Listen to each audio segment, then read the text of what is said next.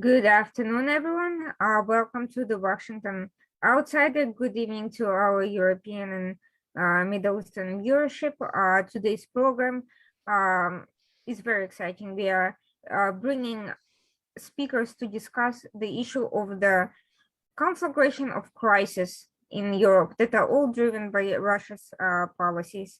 Um, Energy crisis, border issues in Poland, and of course the amassing of troops, military escalation on the border with Ukraine. For those who don't know me, I'm the editor-in-chief of the Washington Outsider. My name is Irina Zuckerman. With us today, Velina Chakarova, who is the director of Austria Institute for European and Security Policy, and Maciej Grzewski, he's a lawyer, specialist in emerging technologies, geopolitics. There was a little bit of a miscommunication about a third speaker. He's not joining us, but it's going to be a very, very exciting discussion. I'll start with Velina, and she'll give her remarks, then we'll move to message. And following the comments, I'll start with question and answer discussion, roundtable discussion about these very important topics that are not getting enough of depth of perspective in the US media or in general for that matter. Velina, the floor is yours. Thank you very much, Irina, for the invitation. It's a great pleasure to contribute with some views and insights on probably one of the most kind of contradictory topic, not only in terms of the relations between the United States and Russia, but also between European powers and Russia. So in a sense, it has a lot of an impact also on the future of the global order and global affairs.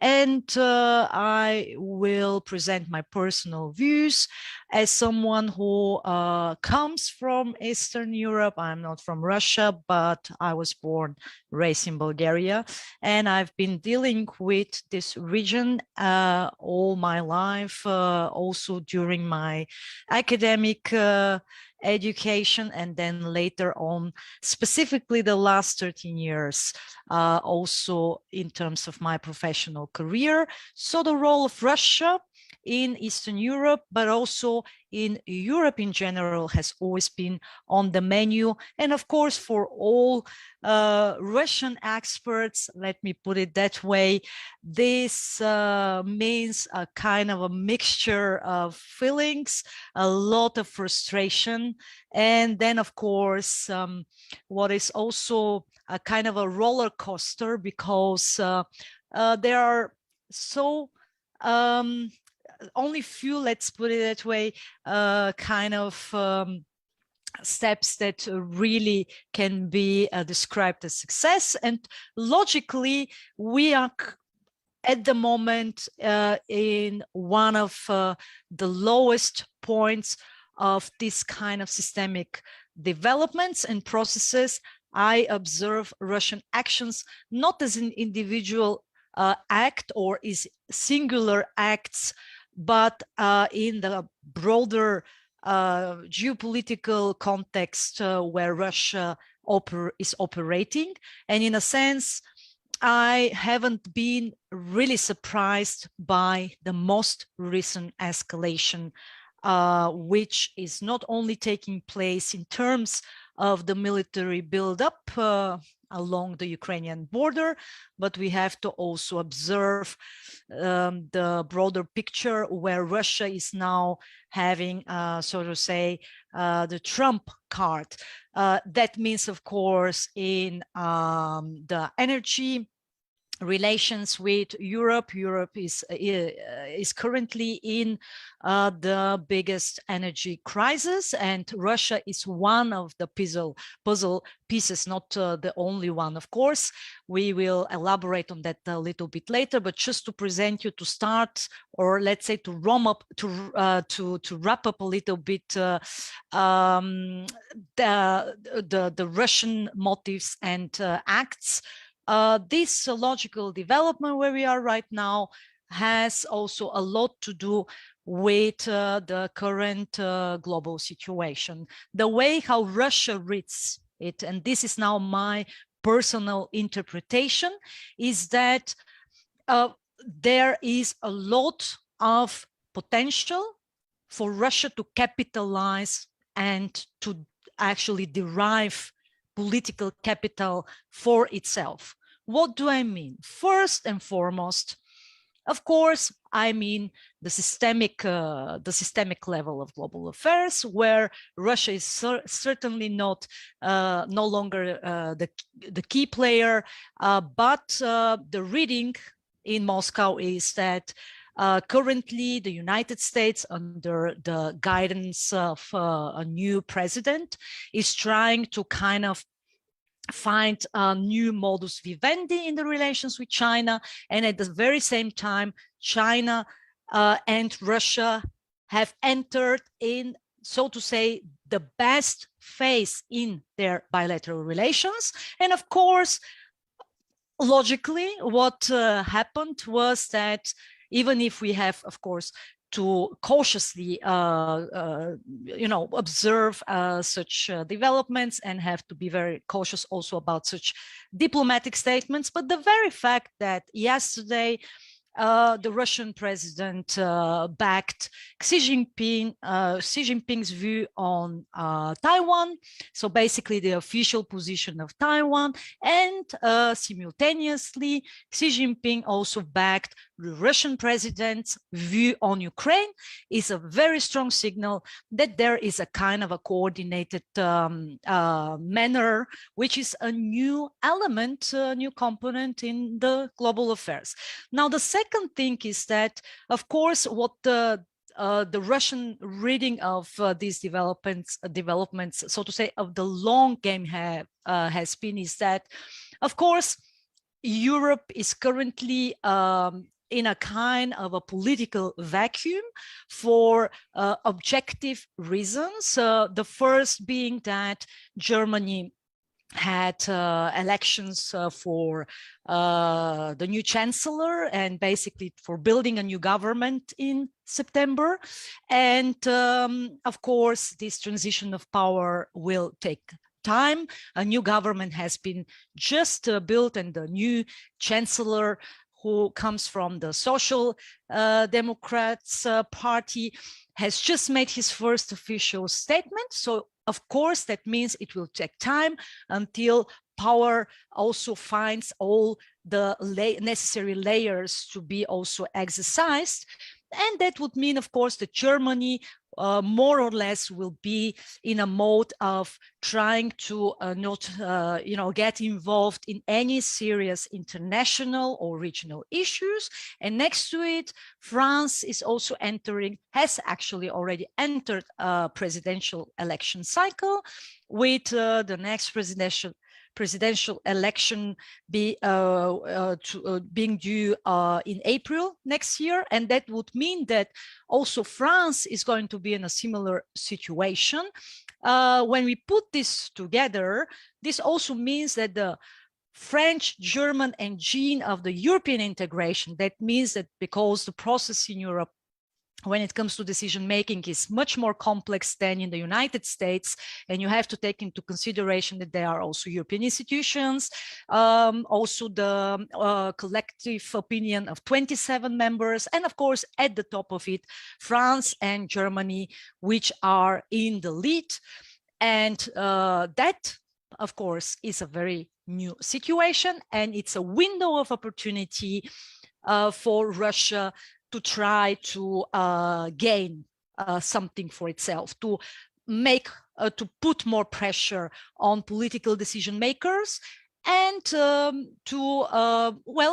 test also the reactions of European decision makers. And finally, a third point, and this will be my final for my input, is that there has been also quite of an advantageous situation from Moscow's point of view. All that I'm presenting right now is just my analysis on the way how I think that Russia, and specifically, of course, Kremlin and the circle around Putin, how they are, reading the developments. And the third important point is that Belarus has entered a new kind of phase of crisis relations with Europe. This is nothing new. This has been also the case in the past. The last dictator of Europe, this is how he was actually described by the European powers. And on August 9, 2020, the presidential election was not recognized by the European powers and also by the international community. It resulted in a situation where Lukashenko actually cracked down on protests, and that led also to oppositional forces seeking an exile in various European capitals. And of course, this spiral of escalation also led to the hybrid attack that was launched by Belarus, facilitated by, of course, by the Belarusian president, who is not the legitimate president in the eyes of the European Union, to put pressure on Poland and Lithuania. And of course, one might argue whether Russia has been directly involved, but what we can be sure about is that Russia has, the Russian president has been informed, and the Russian president backed this plan to instrumentalize migration flows from conflict zones in the Middle East and to bring actually migrants and refugees to Belarus in order to push them into the European Union soil. So this is a short, really wrap up of what happened. And this kind of situation put additional pressure on the European decision makers to react, which of course was another window of opportunity. So put all of this together and you have the perfect recipe for where we are. Another military buildup, not the first, not the last one along the Ukrainian border, in, of course, combination with a lot of impossible political demands that were actually put on the table for both bilaterally and multilaterally. That means for the United States, but also for NATO, knowing that currently, as I said, neither Germany nor France are really able to take this kind of decisions. And there we are at the moment. So in a sense, a logical, just to make a conclusion with 2 sentences, this is a logical development. This is by far the greatest escalation, entailing many components and many vectors. And would it mean that it might also further escalate, leading to a direct military conflict? Absolutely. Would it mean that this is going to be the case and this is really what Russia desired? Questionable. So we are somewhere at the highest stage of escalation right now. But I am absolutely sure that there is not a single expert who has a clear 100% certainty about where this escalation goes. Indeed, some of the other experts I have spoken to have surmised that the buildup, in particular, and in combination with the other moves, are basically a huge psychological operation to pressure the Biden administration and, of course, the Ukrainian government to cede to Russia's territorial demands. Whether or not it's going to be successful, will, if Biden is successful in pressuring Ukraine in ceding the territory that Russia is demanding at the moment, it may or may not bring the military escalation to a halt. If it does not, then they're saying that escalation might still happen and the combat might still take place. But I am not quite sure that it's just psychological operation. If it is, it's a very, very costly one. And this is not one that Russia can afford to walk away from if it loses. Transferring 175,000 troops and heavy weaponry to borders with another country and investing heavily into all these optics just to walk away when everyone else says no, that to me seems they tend to lose face if nothing happens after that. So I tend to agree that I think there is a very high level possibility of escalation, even if the original intent is just to try to get pressure by political means. With that, I'm moving on to to elaborate on the situation with the border crisis, with the attempt to bring refugees specifically into Poland. I'm curious why Poland exactly, and what it looks like from the perspectives of the people who live there, and what effects could that have. My understanding is that the last 100 Syrian refugees we just deported from Belarus, but what was all that about, and what is the continuation of the story? What political effect has it had so far? Hi, hello. Thank you for having me. Please allow me to provide you with some information from the Polish perspective. Of course, it will be filtered by my point of view. So in the recent months, the eastern border of Poland has experienced rapid militarization due to the groups of economic migrants willing to illegally reach Western European countries. So it has already been established that the Belarusian authorities are the main driving force behind this crisis. We know about the involvement of Mr. Lukashenko's family in organizing flights for migrants to Minsk, from where they were then directed to the Polish border, and before that to the Lithuanian border. So after rough November, our uniformed service are still engaged in defending the border, given that Poland has to fulfill its obligations both towards NATO and European Union. And there's little doubt that in the absence of decisive action on our part, the migration crisis that affected EU in 2015 and 2016 would repeat. So basically, is the border crisis a part of a wider spectrum of actions against CE countries? It might be, given the specific pattern of Russian actions and timeline of events that have been taking place for several years, from Russia's aggression against Georgia in 2008, through the annexation of Crimea in 2014, up to the completion of Nord Stream 2 in 2022.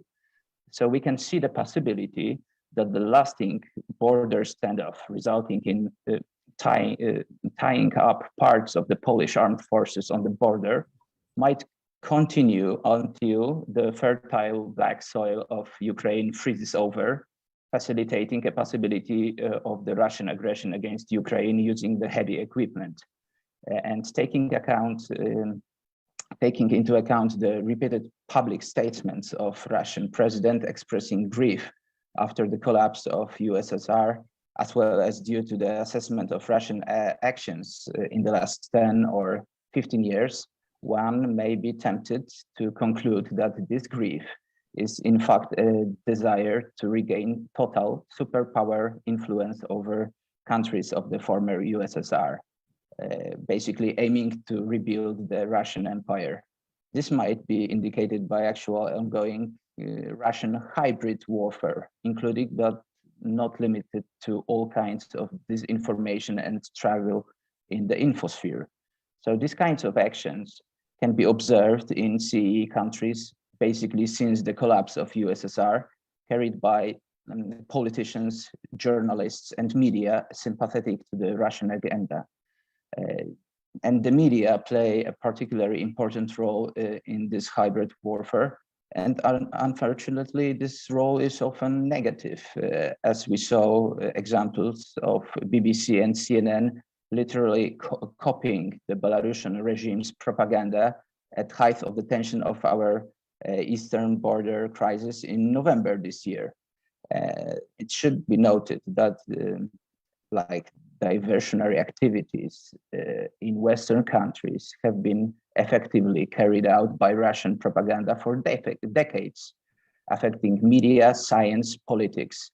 And only now people are waking up, noticing that the ideas of neo-Marxism has been widely propagated for generations in Western universities, resulting in cutting through the intellectual backbone of Western democracies. So in that terms, I think the war, not the military one, but basically war is ongoing. One must not forget the economic aspect that completes the picture of the current situation and bears some unambiguous sign of Russian aspirations. So central to this aspect is, of course, Nord Stream 2 energy projects, which allows Russia to bypass the existing Yamal and Friendship pipelines completely. So the latter one, the Friendship pipeline, is of great importance for Ukraine. And given that Russia can shut it down, the blackmail, energetic blackmail exists. Moreover, Russia is already blocking coal exports to Ukraine. So we must not forget that there would not be any thoughts about such a project without the consent and support of Germany, which is in particular painful because it means, in essence, that Russia is being completely strengthened and gaining energy hegemony through one of the most important EU decision-making centers. And it is insignificant that German politicians, having finished their careers, may suddenly find themselves on the payrolls of Russian energy companies. So for now, NATO's declarations are clear. So since Ukraine doesn't belong to the alliance, they will not be protected. It may sound harsh, but it's regrettable that the countries of the so-called West are once again abandoning CEE and surrendering this part of Europe to Russian-German arrangements and some invisible bargain. Moreover, according to Ukraine's defense minister, Germany in recent months has blocked NATO-led purchases for the Ukrainian army. So who now remembers the security guarantees given to Ukraine by USA and UK in 1994 in exchange for abandoning nuclear weapons? Unfortunately, we can see that realpolitik prevails, just as during the annexation of the Crimea. So probably after the annexation, we had some notes of indigenation and some individual sanctions, but maybe it's high time to call on our allies not to make the same mistakes again. And after years of being word policemen, after giving the guarantees, the situation in which new administration comes and nullifies the agreements and guarantees causes us, the Poles, to start thinking what kind of help would we get facing possible aggression. So referring to the possible remedies, the effectiveness of potential sanctions can be discussed, maybe including Russia on the list of the countries sanctioned by Office of Foreign Assets Control alongside other regimes would make some sense. But I think the window of opportunity is closing as China and Russia are strengthening their cooperation. So President Xi Jinping and Vladimir Putin have agreed to accelerate their attempts to create a system that won't be interfered by third parties, and possible sanctions could significantly accelerate this process, seeking to challenge the dollar's hegemony as the world's settlement currency. So China and Russia pledged to step up efforts to build some independent network to reduce reliance on US-led financial system. And this really effective tool, sanctions, a tool of pressure used by states so far, may soon no longer be effective. And what is more important, Chinese president has pledged to support Russian efforts to protect long-term security amid rising international pressure over Moscow's attitude to Ukraine. So yes, there's some Chinese curse which says, may you live in interesting times. So like it or not, we are living in these times. Thank you. Thank you so much for your insights. I have so many questions to address regarding that, but I will be back because I kind of wanted to come back to something, to a point Velina raised earlier.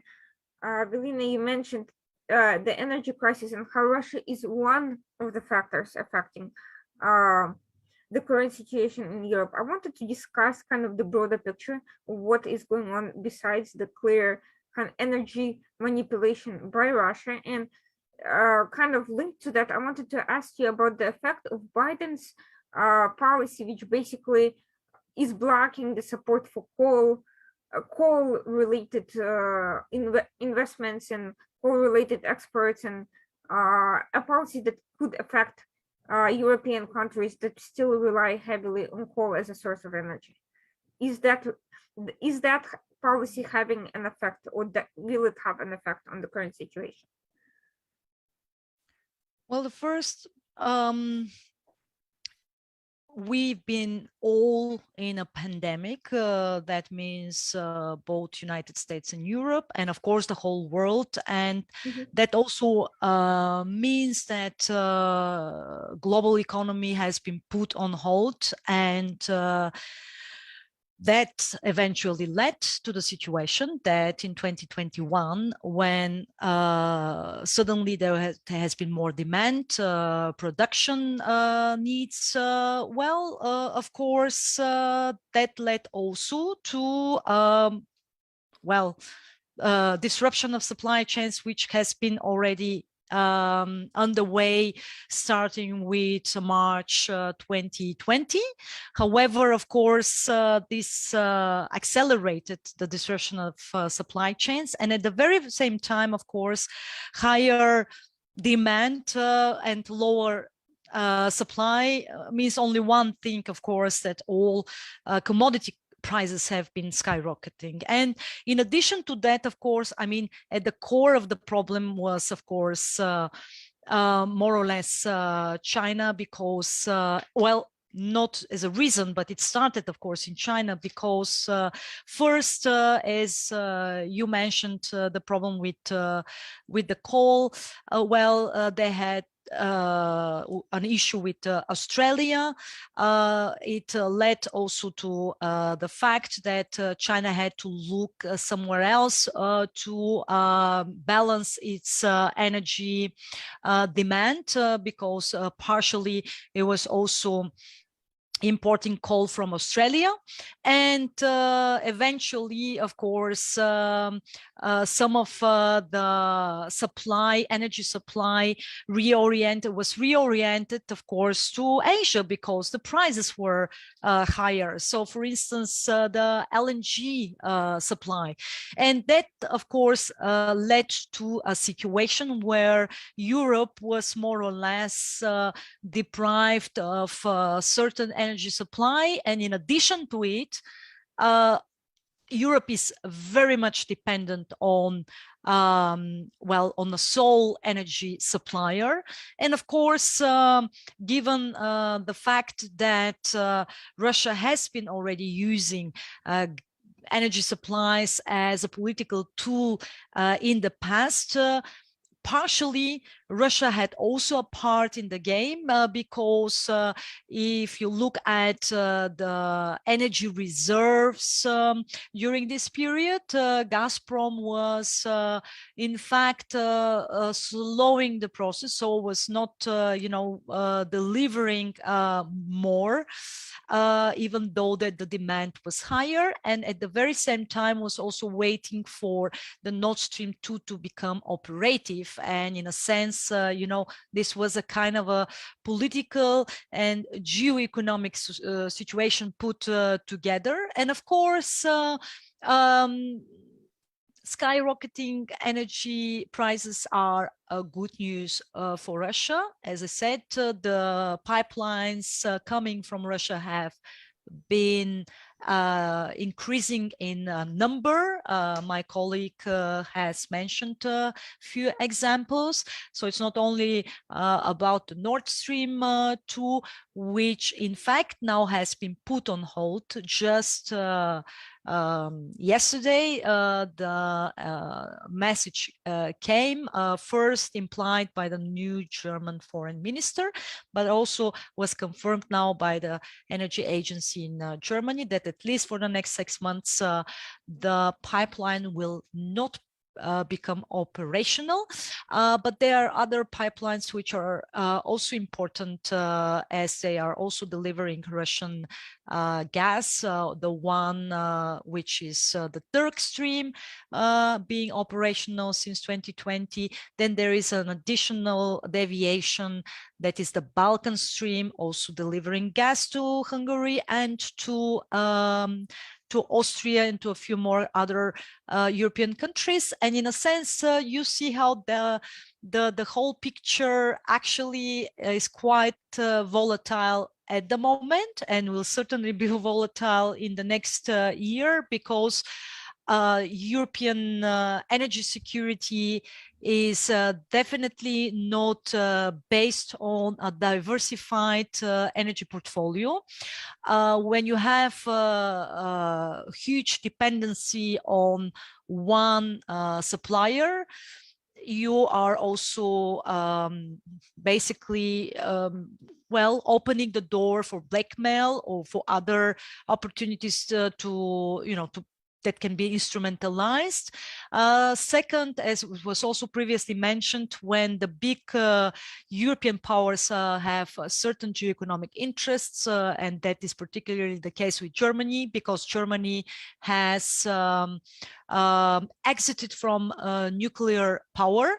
At the very same time, as you mentioned, coal is going to be also deleted from the energy portfolio at some point. So this is the next component that also led to this crisis, and that is that European powers decided on decarbonization by 2040. That means that the energy transition, the greening of the economies has already begun. And of course, coal, oil are certainly the first that will fall victim to these political decisions. Nuclear energy is currently an issue where you have two groups of European powers. On the one side, the group being led by France, where they are actually rooting for the option of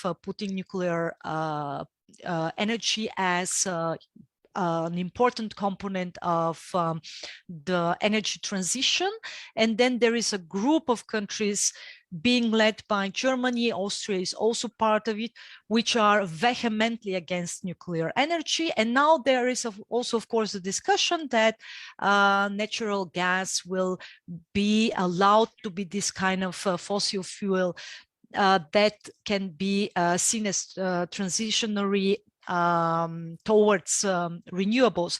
So obviously, of course, speeding up the processes of greening of the economies where there is still no readiness or there are certain dependencies also resulted in the situation where European powers are right now.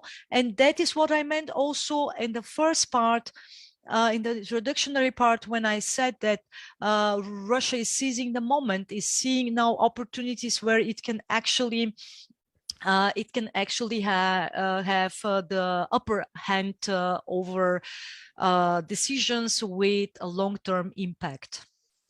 And also, harkening back to what you said earlier about Russia-China relationship, my understanding that there was recently a major deal concluded between Russia, China, and Iran, whereby China and Iran received additional rights for gas kind of exploration through the gas field that Iran has partial control over, which will kind of further empower both countries to play a major role. I found that that particular development received very little analysis or attention in the news. Has it had any reverberations in the European kind of spheres, or has it also been basically not really noted? Well, of course, we have to separate the issues. First, there have been agreements between China and Russia for supply of gas. The Power of Siberia pipeline has become operational. There are other pipelines in the making. That means that Russia is also increasing the supply for China. There are various options. China, however, is an international player that does not seek to build a dependence on one single supplier. So definitely there will be more opportunities for Russia in both portfolios, oil and gas. So we also have to take into consideration that China has already announced decarbonization goal by 2060. I mean, you understand what that means. There will be not a single decision maker by that time who will go to China and knock on the door and say, what happened now? Why didn't you, decarbonize? So in a sense, this is already a clear signal to me personally that China does not mean it seriously and does not have the intention to commit itself to decarbonization in the long run, at least for the next 20, 30 years. Why? For obvious reasons, because it still needs a lot of economic growth to actually fulfill its goals of becoming a second global power center. And Russia sees its role in this long game, as it's been actually named by the head of the Central Bank of Russia. I'm quoting, Russia is playing the long game. And that means that, of course, in the energy sector, Russia is going to deliver more gas, more oil, and then, of course, electricity. During the energy crisis, as I said, there was no country, no important player that hasn't been actually hit in one or other way. There have been a lot of blackouts in China, where actually China had to, introduce a kind of had to actually make companies close at some time so that they can also use the electricity. So in a sense, Russia has been also importing electricity to China. That has been definitely one of the important trends that probably have been overlooked in the West, specifically in Europe. So one way how this is not an issue is that, for instance, in Europe, there is no serious discussion about the possibility that at some point Russia might turn to the Asian markets and might decide that the price is better, the relations are more stable.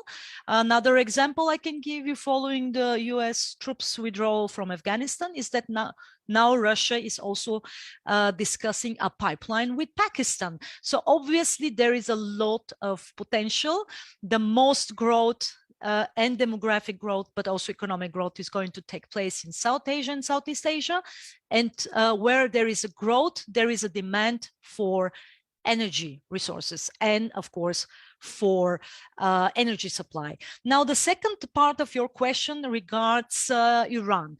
Iran is seen by Moscow as a competitor when it comes to energy supplies. And of course, Iran has a huge potential, a lot of unexplored and exploited potential in both oil and gas. And here the game is that, of course, Russia and Iran are in fact regional competitors. Take the example with Syria, even though that they have cooperated on the ground to actually back the Syrian president, they are in fact competing over geoeconomic zones, and of course over the future supplies of these and the neighboring regions. So in a sense, of course, it's not in Russia's interest that Iran might sign a JCPOA treaty in order to actually start exporting oil and gas to, mostly gas, to Europe, even though that Russia, in coordination with China, have been among the most, the strongest supporters of the JCPOA, but they do this for other reasons. What China sees now as an option, and there is where Russia is also trying to bring itself, and to where there are also detrimental interests, is to actually connect Iran to China via Pakistan and Afghanistan. And this might be a viable option, of course, if the Taliban are being dealt with, if China manages to actually get embroiled into the graveyard of empires in a positive way by facilitating the Taliban, by accommodating them, by actually making deals with them, and then giving them incentives. Right now, Afghanistan is in a severe humanitarian and financial crisis. It needs a lot of liquidity. It needs a lot of humanitarian aid. And it might be the defining moment for Chinese geopolitics to actually accommodate the Taliban and say, okay, let's introduce Afghanistan to the economic corridor of Pakistan. And the next logical step would be then to actually incorporate also Iran. Iran and China have signed a huge comprehensive deal, including also energy supply, in billions and billions of US dollars. Of course, we have to be very cautious about such kind of promises in the future. The One Belt, One Road initiative, which is now the Belt and Road Initiative, has been also announced to be more than 1 trillion of US dollars in 2013. So in a sense, these are very ambitious projects, regional and global ones, where interests, specifically geoeconomic interests, sometimes coincide, but also very often collide. That was an excellent overview and includes many points that I think are not being addressed nearly enough. The focus seems to be kind of on the immediate crisis that's right in your face, but not so much on these underlying issues that complicate the picture. But with that, I kind of wanted to get back to Masic and ask him a question about collusion between energy security and other kind of security issues that I see being coordinated together to increase the effect of both. One, I kind of wanted to get back to the question about the border security issue, because prior to the appearance of these refugees, several countries, leaders of several countries had meetings, very visible meetings. You had Russia, you had Putin, you had Lukashenko meeting with Erdogan from Turkey, and of course Emir Tamim from Qatar. And Qatar is one of the LNG world leaders, but also a competitor to Russia. But it also left OPEC to focus on gas, on its gas production. And I'm wondering what interest could Qatar possibly have with Belarus, and how that it's also a major investor into Turkey, and Turkey is one of the purveyors of these refugees, of the Syrian refugees, to the border with Poland. How do you see this level of coordinated kind of policies enhancing the energy interests of Russia and its Middle Eastern counterparts? What do you see as an underlying kind of broader story here? Because if taken separately, it doesn't really make sense. Well, let me start from Polish and Qatar connections. So on December this year, the President Duda and the president of the company PGNiG, which imports gas, have visited Qatar to increase the demand for LNG, which I think is already imported by Poland. From what I know, the Kiev government, so Ukraine, is also negotiating the purchases of LNG from Qatar via Poland. So yes, it is clearly Qatar is clearly an important player in this setup. And it's benefiting from the energy crisis because there's now more demand for its production as a result of this Russia's policy. So if Qatar and Russia are competitors, why would Russia allow another country to benefit from this crisis in that way? Well, I think I cannot give you the good answer for this question. We may only I think I won't answer this question. But at the very least, I do think it's fairly interesting because on the one hand, Qatar is kind of benefiting from these relationships that are directly being affected by Russia's actions, both on the energy market and on other, and other pressures. But on the other hand, the emir met with the Belarusian president in the, as well as with Turkey, and all of that was directly during the refugee border issue, which also cannot be a coincidence. So I'm curious what you think of that. Well, I think it might be a part of the game of Belarusia to show that they are not going to get eaten by Russia so easily, even though they have an agreement that's called Russian-Belarusian Union, I guess.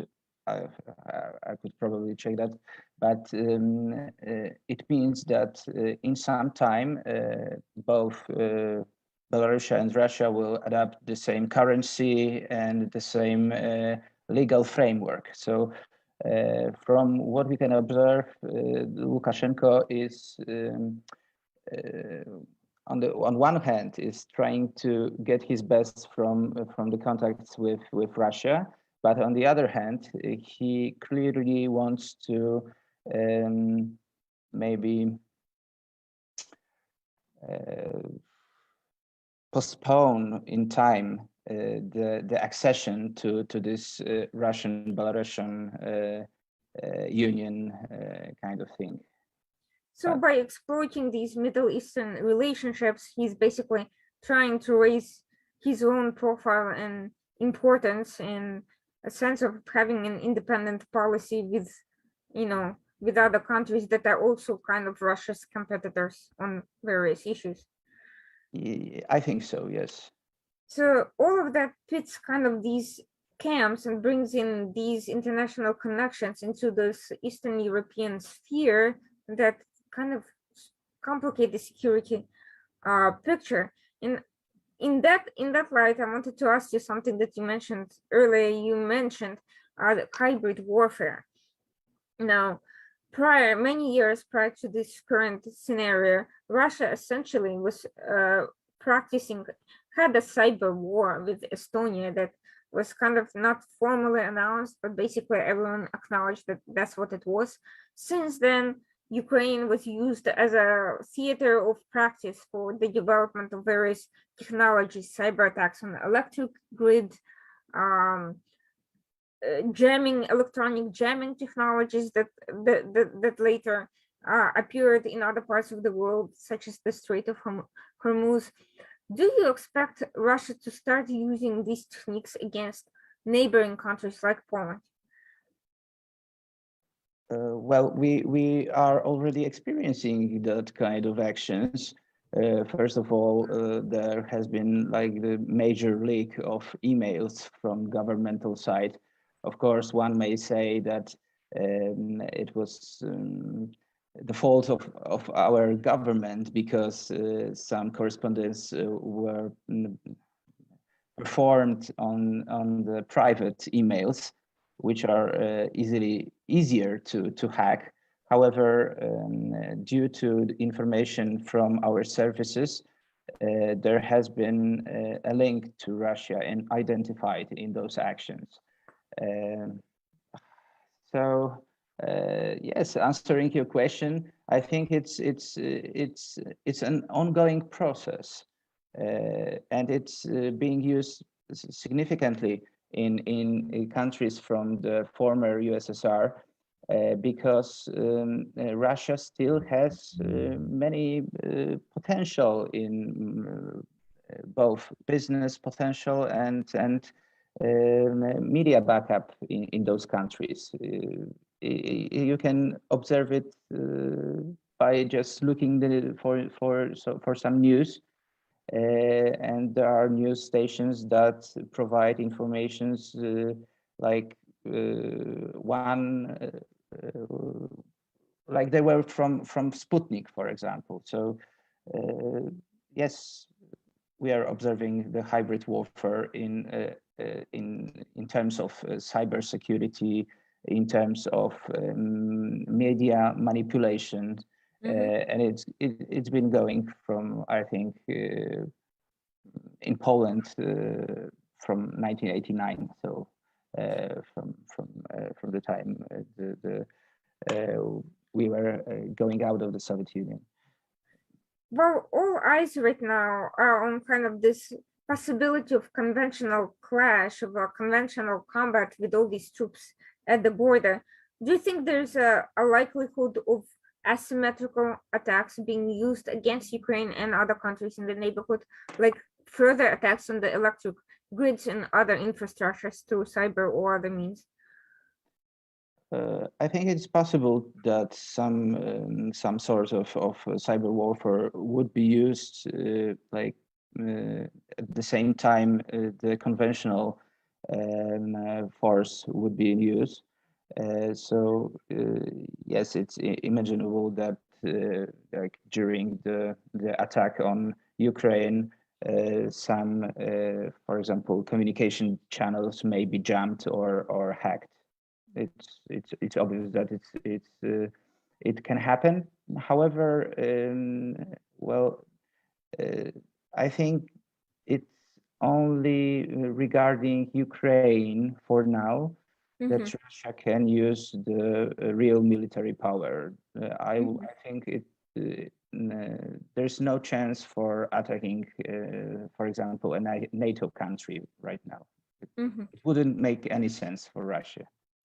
So in terms of kind of a longer term situation, Galina mentioned the recent decision to postpone the opening of Nord Stream 2 by at least 6 months. But part of the reason Russia was closing down other pipelines and jacking up prices and putting pressure was because it wanted to expedite the opening. Do you believe that as a result of this decision, the situation will actually become more complicated? Or what do you expect Russia to do in reaction to this announcement? Well, basically, sorry. Yeah, both of you can answer, by the way. First, because you had already the flow, and then I will yeah, add. Sure. So right, me? Yeah, go ahead, and then I'll come back to Galina. Okay. So could you repeat the question, because essentially my question was, the very reason why Russia was putting this pressure, energy pressure, was to expedite the opening of the pipeline, which is now being postponed by 6 months. What do you expect to happen as a result? I think, given the previous actions, that the Nord Stream 2 will become operational in 2022. I have no doubts that it will happen. However, well, the energetic situation of Europe is really hard right now because of high demands for decarbonization, because of those Fit for 55 plans, which are evolving, which are really getting stricter and stricter, which is a problem for example, for Poland, because our energy mix is based on coal mostly, like 70% for now. So it will be really pricey for us to make to the point that the European Union wants us to go. Yes. So Poland is one of the countries that stands to be most affected also from Biden's anti-coal policies as well, because essentially he withdrew support. However, we are working on some introducing small reactors, SMRs. We are. I think it's already finished, but it's not yet operational. We have built a Baltic pipe connecting Poland to Norway. So it's a part of diversification of the energy sources. And we are investing in marine wind energy. There are some great investments on Baltic Sea incoming. However, you know, since we were based on coal, this process will take some time. Therefore, now we can face some problems due to the energetic game from Russia, even though we tried to diversify our sources. Got it. Vilina, I'll come back to you and then I'll shift the discussion towards the more kind of military end of this, and military and policy end of this situation. Vilina? Yes, I was just muted. When it comes to Germany, I also agree with my colleague that I do not expect, or I don't see how Germany will diversify its energy demand in the short run, given that the previous German government and the industry have been counting actually on this deal, and Germany is the biggest energy consumer in Europe. So in a sense, they will need to get the gas from somewhere. And in addition, of course, they have still a share of coal that they will need to also diversify. So I don't see where the gas should come from if they are not getting American LNG, if they are just at the beginning of talks with the Qataris for eventually somewhere in the next 10 years of getting LNG from Qatar. I just don't see where they will get the gas. And it won't be possible to transition towards renewables in the next 10 years. So everything else that is being promised or is being said by politicians is just wishful thinking that has nothing to do with real politics. So I absolutely agree that there is a very, very strong dependence on Russian supplies. And this is something that Moscow is calculating and is actually counting on. And in a sense, it is a kind of a backup security. When it comes to the rest of Europe, well, it has absolute repercussions. It has security repercussions. It has economic repercussions.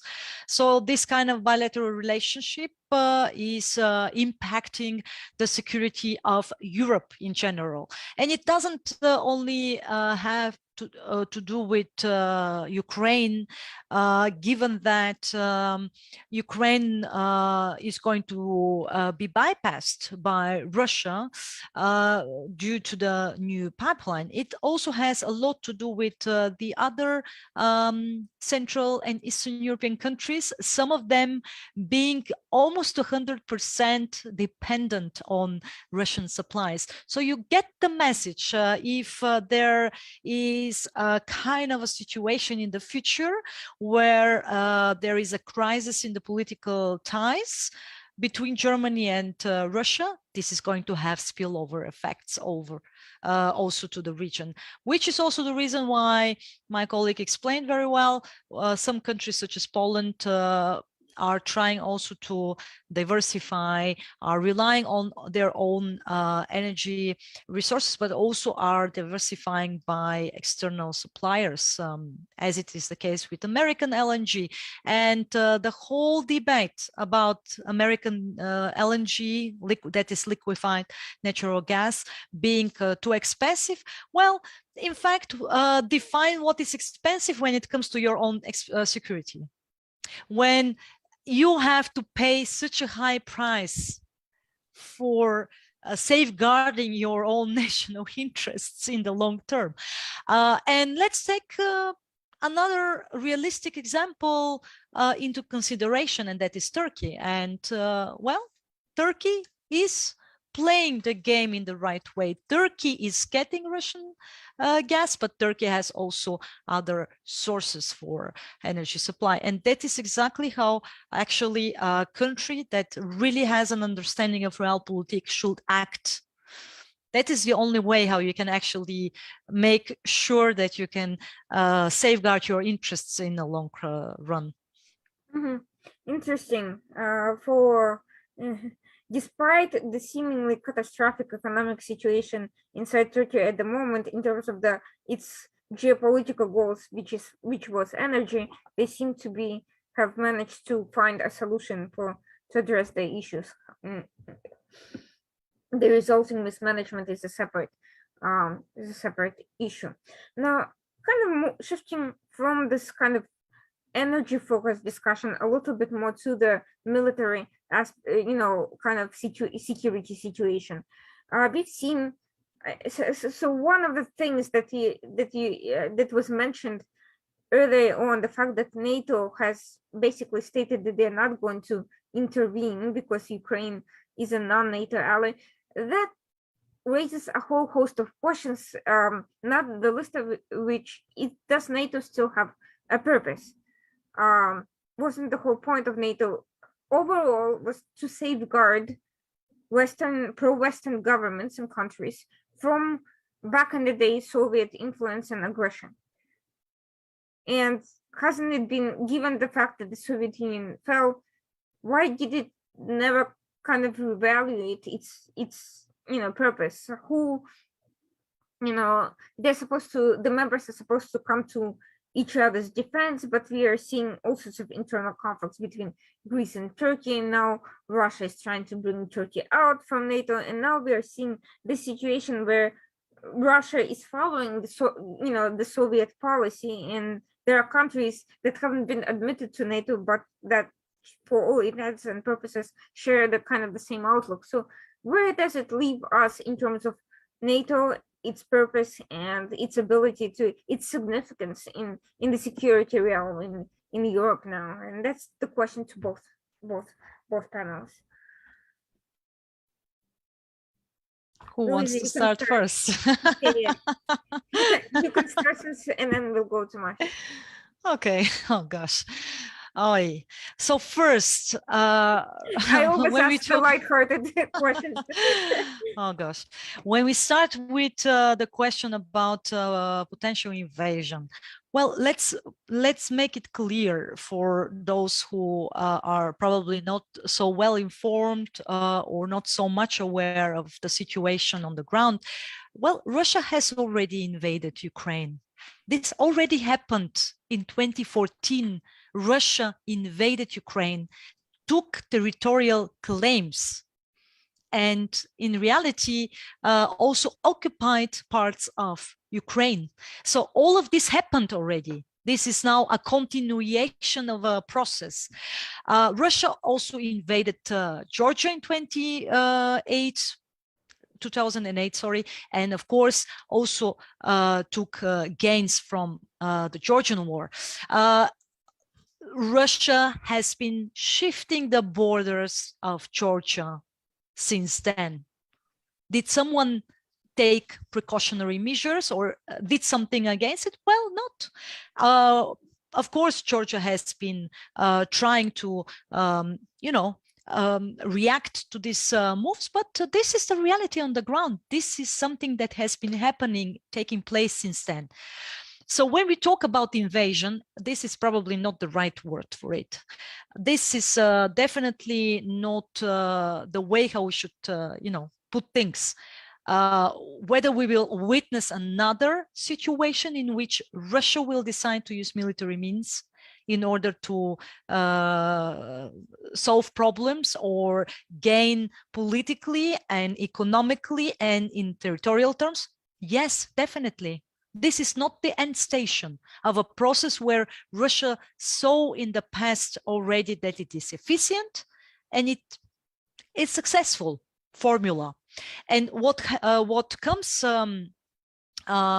into this kind of bigger context is also the fact that Moscow, at least this is my assessment, anticipates that there will be no US soldiers, no American soldiers who will be sent to defend Ukraine or Georgia or Moldova, and not to speak of Armenia, Azerbaijan, or well, basically, which are the countries in this region, not to speak, of course, of Belarus at all.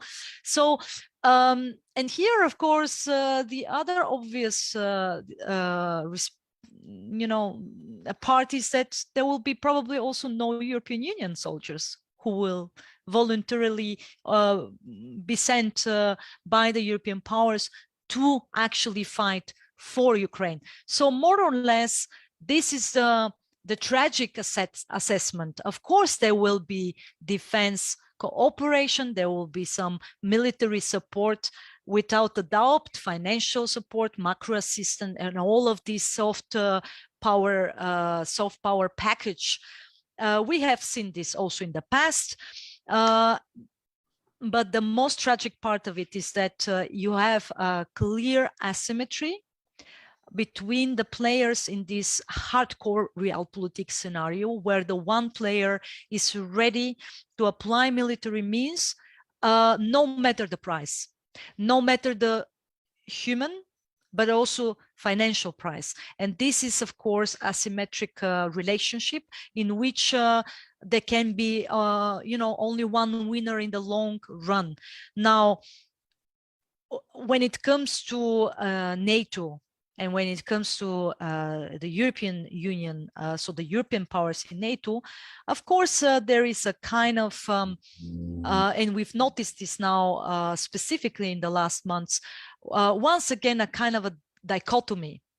Because on the one side, geoeconomic interests in terms of bilateral relationships, as we already gave the examples with Germany, for instance, but also France was having a very nice rapprochement with Russia for the last few years, despite all these events and as minor escalations. France was convinced that a rapprochement would lead to a normalization of the relations and will actually prevent this kind of scenarios. And yet we are where we are, which also means only one thing, that the alligator will be, will have to be further fed, right? And the problem is with appeasing, to just use a quote by Churchill, that the appeaser will always tend to give pieces to the alligator until he is being eaten by the alligator. And we are right now in this kind of appeasement situation. The one side does not want to have skin in the game.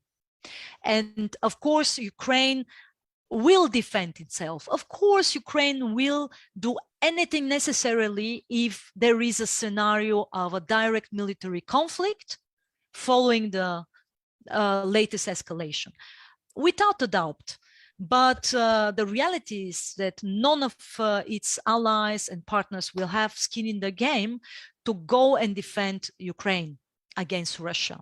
And that is the tragic assessment I have when it comes to, calculations and miscalculations. While I was at the beginning also not optimistic, but maybe realistic, is that probably this is another testing ground, but not necessarily a military battle in Putin's eyes for the moment. Maciej? So first of all, I agree with Alina's point of view. Well, this is a really tragic situation because, as we can see, the policy of keeping the doors to NATO open for Georgia and to Ukraine is, I think, it's coming to an end because the whole world is shifting, and NATO, which has been like the cornerstone of the security in Europe and US for, I guess, 6 or 7 decades, is coming to an end. And I think its ability to continue to playing such a central role is not only unclear, it's almost impossible given the rise of China, given the shift of some vectors in global politics. So Europe is not the most important place right now for the world, I guess. And this also means that possibly there won't be any actions, military actions, military aid, if such aggression towards Ukraine continues. Is it then time for new military alliances? How should countries that are not part of this pro-Russian calculus effectively reevaluate their standing in order not to fall for the victims? And what does that mean to the neighbors? Let's say Russia successfully, sooner or later, divides Ukraine, which appears to be their goal, and establishes a significant presence in a strategic area that borders multiple other countries. What does that mean for their security? Well, first of all, like, I think it's time to abandon like big multilateral agreements, and it's time to move to bilateral ones. When it comes to the situation you described, well, up to the latest U.S. Elections, there has been a project that had the chances to be how to say it. I'm talking about the idea of intermarium, so the idea of strengthening the cooperation between Poland, the Baltic countries, Czechia, Slovakia, Hungary, even Austria. But nowadays, after the elections, after I think the abandonment of some ideas regarding the importance of Central Europe, I think like the view has changed, and I cannot foresee what will come next. Irina? What I, of course, not foresee, but anticipate in terms of a realistic scenario from all the possible scenarios on the future of the global order is a kind of a bifurcation of the global system, a bifurcation that actually is taking place based on the systemic rivalry between United States and China, and it's simultaneously taking place in all relevant socioeconomic domains. So it's a long-term oriented kind of, okay, during Trump's administration, the keyword was, or the buzzword was decoupling. You can call it decoupling, you can call it a kind of bifurcation of networks, where all of these globalized networks that were actually globalized thanks to the collapse of the Soviet Union and the removal of one of the two superpowers, and basically was facilitated by the only superpower that was left in the 90s. So this kind of globalization, this kind of facilitation of globalized networks in the field of energy or in the field of trade, economy, diplomacy, if you like, as was mentioned by my colleague, you know, having global organizations and institutions in every relevant arena, so trade, finance, monetary, you have them. You still have them, and they are still in place, but at the very same time, there is this kind of bifurcation in a sense that the second major system is emerging. We don't know exactly whether this will be a successful rise, whether this will be a rise, of course. We are about to witness this. We are in this transitionary period in the global affairs where everything is possible. It might well, it might end up with, we might end up with a situation where there will be two completely alternative worlds, where China will decide to, well, build this world for itself, and there is no place for the West. There are, meanwhile, regional organizations where the West is not even invited.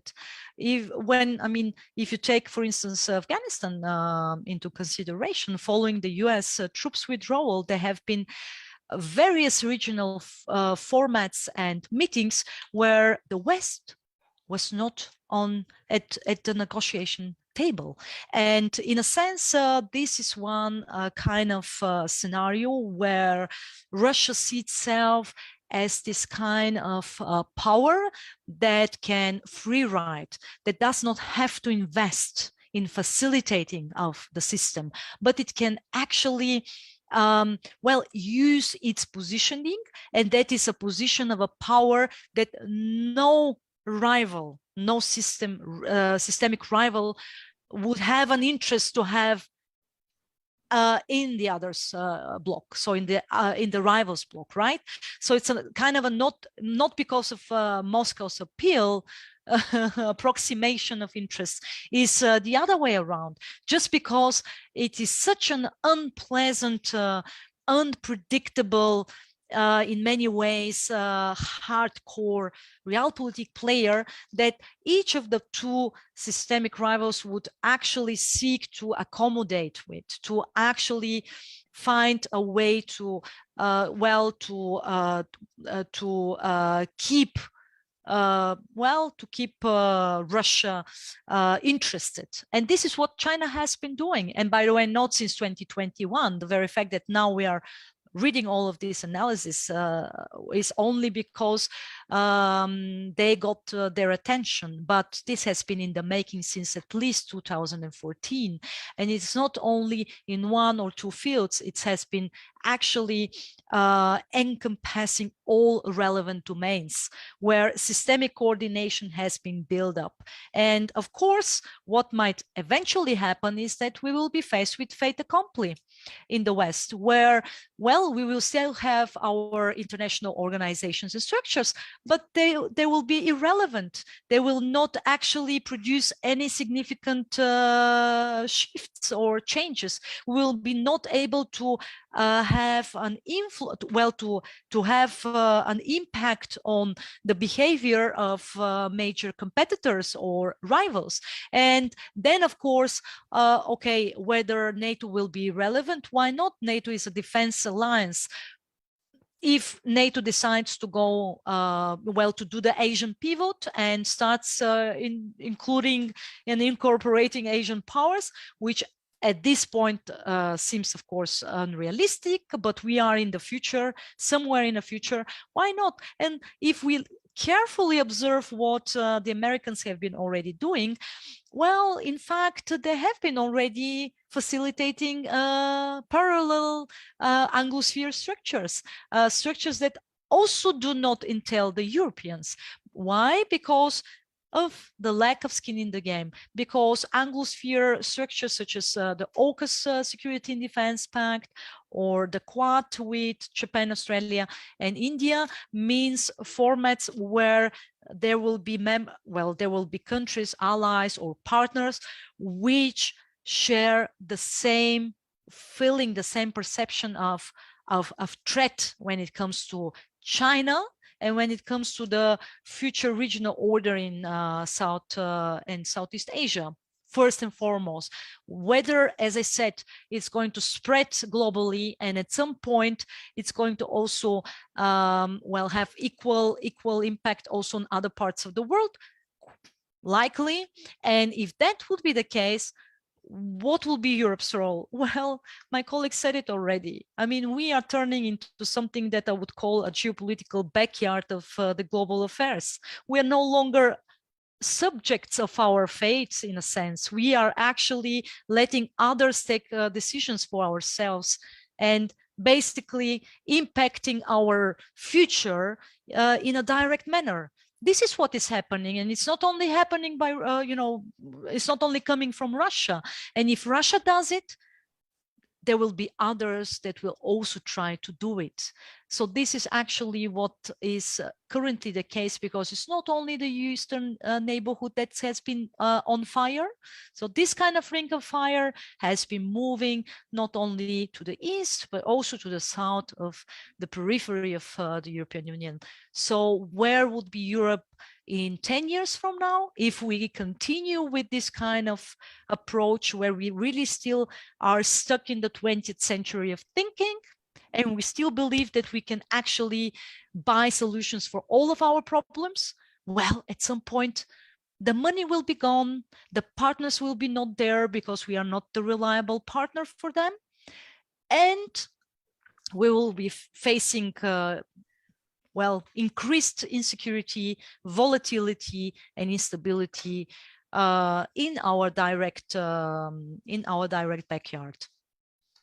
That is not a very optimistic look at the future, but with one point that I think is maybe somewhat positive is what you're hinting at, the emergence of smaller, more dynamic alliances, issue-based alliances, such as we're seeing the gas forum in the Eastern Mediterranean, on the security front, the Quad, the Quad alliance, and basically groups of countries that shift and include each other based on needs and not artificial constructs that are hard to maintain due to their sheer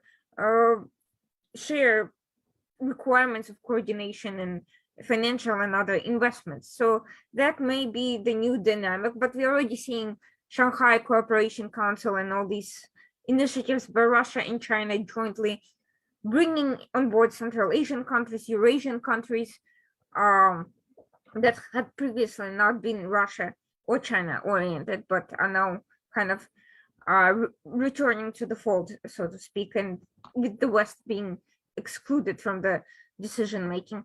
I want to conclude with a kind of question that has a hint of a positive potential, even though which is the question about sanctions, and it may not sound very positive, but I promise you there is a good kind of twist to my ending. European Union, Biden both said that they will not sanction Russian entities or Russians until there is combat, active combat on the ground, basically, until the troops enter Ukrainian territory. Although European Union has sanctioned the Wagner Group, belatedly, but in the last few days. So despite the Ukrainian government statements that requesting preemptive sanctions, because afterwards they may not be all that effective. But we are seeing increasingly, and in the US, we are seeing a different dynamic emerge, with Congress starting to emerge with kind of a pushback against administration's policies on many fronts, on Iran, on China. We've seen a congressional-driven human rights boycott of goods made in Uyghur labor camps, and now we are seeing a battle to sanction Nord Stream 2 as part of the NDA defense. It's a major defense annual defense act led by Senator Cruz, who has been blocking ambassadors from being and other foreign policy officials from being confirmed in exchange for demanding the inclusion of these sanctions in this defense act. So we are seeing kind of leadership emerging from the legislative side in the United States. How, if at all, do you think it's possible for European countries, perhaps not as a bloc, but on an individual basis, to kind of engage with Congress and push for more legislative initiatives that kind of force the administration's hand on some of these issues? And that's again the answer to both of you, the question to both of you. Well, I'm not so well familiar with the American decision-making process. It's so complicated for Europeans. So in a sense, I can partially respond by saying that, of course, sanctions has been a major part of the Western response on both sides of the Atlantic. When it comes to the rock behavior of countries, but sanctions are most efficient when there is no alternative. And right now, what I was trying to say is that, well, at some point we will end up, and I mean both sides of the Atlantic, in a situation where we'll be actually dealing with sanctioned countries and we'll what have to do to trade only with ourselves within the West, right? I mean, the problem I see here is that sanctions sometimes work, sometimes not. Will sanctions prevent Russian military buildup or reinvade, to reinvade Ukraine or other Eastern European countries? Absolutely no. 100%, 126% no. And the same goes for instance, for the recent behavior of Belarus, which, by the way, is meanwhile facing the 5th package of sanctions coming from the European Union powers, so the European Union member states and institutions. So in a sense, of course, in some, it's a very individual case by case when it comes to sanctions. What was very positive is, of course, the fact that the member states were, at least on that matter, coherent and decided unilaterally to impose sanctions on Russia following the annexation of Crimea. This was really one of probably few acts of coherent approach against Russia, even though that some of these countries, as we saw, were vehemently against it. They didn't even hide it. So in a sense, we're rooting also for the sanctions to be to be waived. So this was the positive element, but as I said, will we see more sanctions on the horizon in the future? Possibly. On the other side, take the Iranian case into consideration. Right now, the very fact that there are ongoing negotiations, which, by the way, are taking place in Vienna right now, would also mean that American sanctions, in fact, did not work. And in reality, Iran achieved what was trying to achieve in the last years, which is basically to pursue its own nuclear program. So once again, we see sanctions where there is an alternative and where third countries, and in this case, in the case of Iran, I don't even mean only China, I mean also other countries and European powers found a way how to bypass the sanctions. India found a way how to bypass the American sanctions, and not to speak of other regional players. So in a sense, a double sword instrument. For sure. And Marcy? Yes, so given the construction of the whole financial system, well, the sanctions were up to that time the most efficient ones that could affect and stop wrongdoers from doing so. However, as my colleague also mentioned, and as I mentioned in the opening speech, the window is currently closing, the window of opportunities for sanctions, because, first of all, because the countries, as my colleague said, found the way to deal with them, and there were many ways. And now, given the information from the Xi Jinping and Vladimir Putin meeting, there is to be a whole new system, whole new financial system built based not on US dollar. So it's a great challenge, not only for the other countries, but especially for US and for the meaning of the dollar in the future. Well, that's a very, very sobering look, but gives me more ideas for issues that should be explored that aren't. One of the reasons the Washington Outsider exists is to bridge the discussion and bridge different players to break through the isolation of the so-called Beltway thinking that often ignores other perspectives and ends up doing decision making in a kind of bubble, isolated process that is not efficient, not realistic, backwards, and kind of trailing behind the existing trends. And thanks to panels like this, it's possible to look forward to the future, to examine, to predict the trends, and try to stay ahead of them instead of catching up belatedly, which I hope discussions like this will help accomplish. Thank you so much to both of you for joining, for your perspectives today.